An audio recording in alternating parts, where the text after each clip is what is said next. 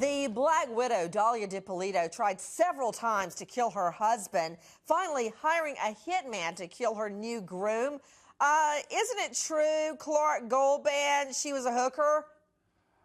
She was an escort, Nancy. In fact, her husband at the time said that he met her the first time as an escort. And I say husband at the time because I can now tell you, Nancy, that divorce has been finalized. Okay, I don't know why you keep saying escort, escort, escort. That's a hooker, Clark. All right, so the answer would be yes. Everybody, we're talking about Dahlia Dippolito, who tried several times to kill her husband. Joining me right now, her appellate attorney out of Winter Park, Robert Sirianni. Also with me, the woman who prosecuted Dippolito, Elizabeth Parker, author of Poison Candy. Elizabeth Parker, can you believe she's caught on tape hiring the hitman? Then they go through all this drama, catching her, telling her your husband's dead, and she carries on, acts like she's about to pass out.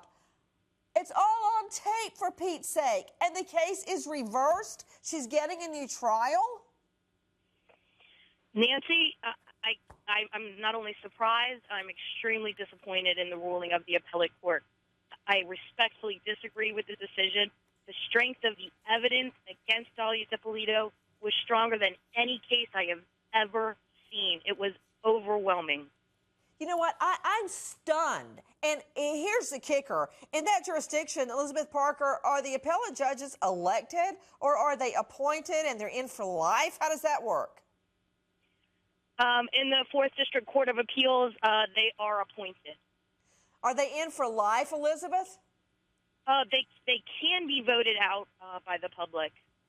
Whoa, appointed. Wow. Okay.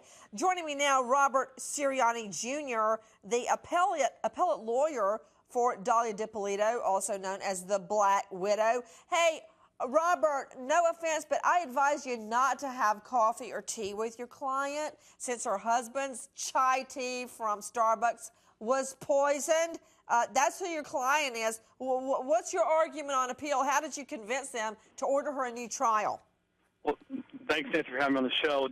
I think you and Ms. Parker, as well as all the viewers, can agree that every citizen in this country is guaranteed certain constitutional protections, and those start from day one of the trial. In this case, the errors that occurred happened on day one of the trial during jury selection. And Ms. Dippolito was afforded the appellate court afforded her one more chance to have a new trial based on those constitutional violations. Okay, I think what you're trying to tell me is that when the jury panel of about 54, 58, 60 people were asked, have any of you heard about this case? One lady raised her hand and went, oh, yeah, isn't she the one that tried to poison her husband? Is that what you're trying to talk about, Sirianni? Well, at one point, one of the jurors had mentioned that from that point forward in the trial, the jury was tainted. They were prejudiced.